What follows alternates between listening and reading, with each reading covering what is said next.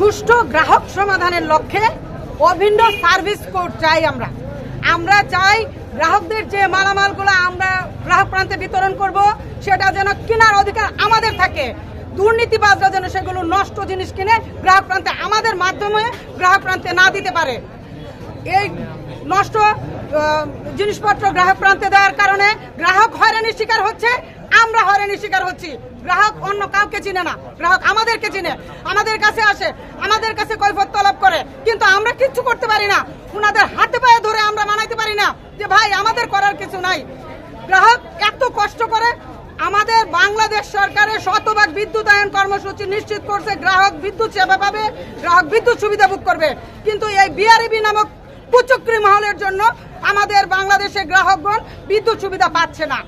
আমরা চাই অভিন্ন সার্ভিস কোড বাস্তবায়নের মাধ্যমে গ্রাহক সুষ্ঠু বিদ্যুৎ সুবিধা পাবে।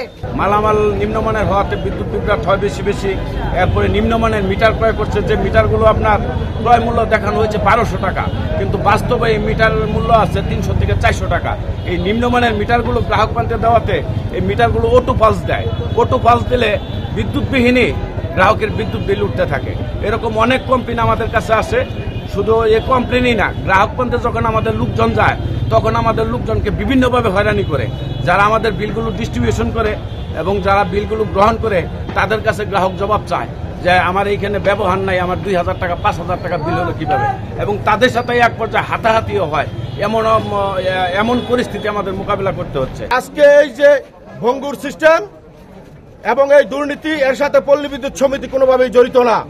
এর সাথে জড়িত হচ্ছে এককভাবে বাংলাদেশ পল্লী বিতরণ বোর্ড।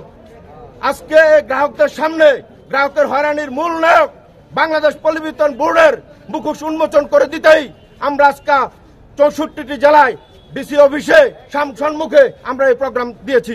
এই যে দুর্নীতিবাজ এবং তারা কি করতেছে, একটা আইন দিয়ে তারা সেই বোর্ডের মধ্যে থেকে তাদের কোনো কামকাজ নেই। আজকে গত 5 বছর ধরে তাদের কোনো 1500 লোক, অথচ তাদের কোনো প্রজেক্ট নাই, কিচ্ছু নাই, বসে বসে সরকারের বেতন নিচ্ছে তারা। আমরা বলেছি আপনারা আমাদের সাথে আসেন, আমরা আপনার ফিল্ডে কাজ করেন। আমরা এই প্রস্তাব দিয়েছি। আমাদের এই দাবি 2 দফা দাবি অবশ্যই মানতে হবে।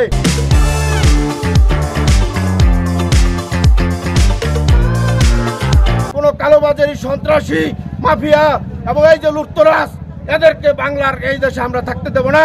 এদেরকে আমরা যে কোনো মূল্যে হটাবো। আজকে আপনারা এটুকু জানেন, তারা এই পল্লী বিতরণ বোর্ড একটা সুদের ব্যবসা হিসেবে পরিণত হয়েছে। তারা লাভজনক সমিতি থেকে শত শত কোটি টাকা নিয়ে এগুলো গ্রাহক সভায় বিনিয়োগ না করে তারা সেগুলো ব্যাংকে ডিপোজিট করে সেই ব্যাংক কর্মকর্তাদের মাধ্যমে বিভিন্ন পার্সেন্টেজ খাচ্ছে। আজকে এই যে একটা দৈন্যদশা, তারা তাদের রাজত্ব ছাড়তে চায় না, কারণ এই রাজত্ব মহাসুখের রাজত্ব, এর কোনো জবাবদিহি নাই।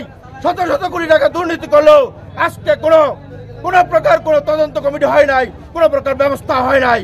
আজকে তারা দেশের মানুষকে ভুল মেসেজ দিচ্ছে, ছাত্র সমন্বয়কদের ভুল মেসেজ দিচ্ছে।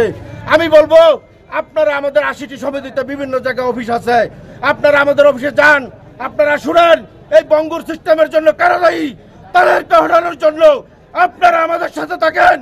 আমরা কথা দিচ্ছি বাংলাদেশে গ্রাহক সেবা নিশ্চিত হবে, গ্রাহকদের হয়রানি হতে হবে না।